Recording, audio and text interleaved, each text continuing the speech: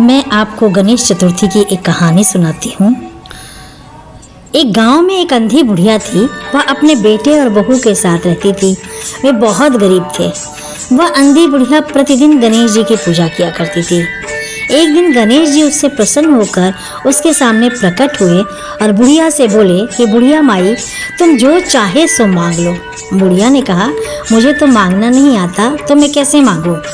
तब गणेश जी बोले कि अपने बहू बेटे से पूछकर मांग लो। बुढ़िया ने अपने बेटे बहू से पूछा। बेटा बोला धन मांग ले, बहू ने कहा पोता मांग ले।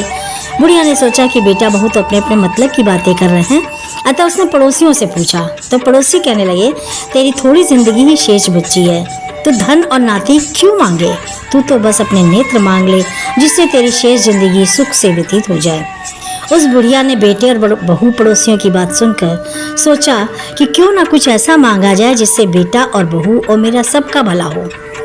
जब दूसरे दिन गणेश जी आए और बोले तो बुढ़िया बोली, माई क्या मांगती है? बुढ़िया से बोले कि माई क्या मांगती है? मेरा वचन है, तू जो मांगेगी सो ही पाएगी। गणेश जी की बातें सुनकर बुढ़िया बोली, हे गणपति महाराज, यदि आप मुझ पर प्रसन्न हैं तो मुझे 9 करोड़ की जायदाद, निरोगी काया, अमर सुहाग, आंखों में प्रकाश दे दो, नाती पोता दे दो, समस्त परिवार को सुख दे दो, अंत में मुझे मोक्ष दे दो। तो बुढ़िया की बात सुनकर गणेश जी बोले, बुढ़िया माई, तूने तो मुझे ठग लिया, लेकिन तूने जो भी मांगा है वह तुझे मिलेगा। यह कहकर गणेश जी अंतर्ध्यान हो गए। गणेश जी की जय हो, गणपति महाराज की जय हो।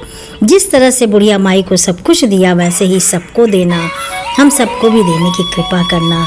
बोलो गणपति महाराज की जय। गणपति बप्पा मोरया।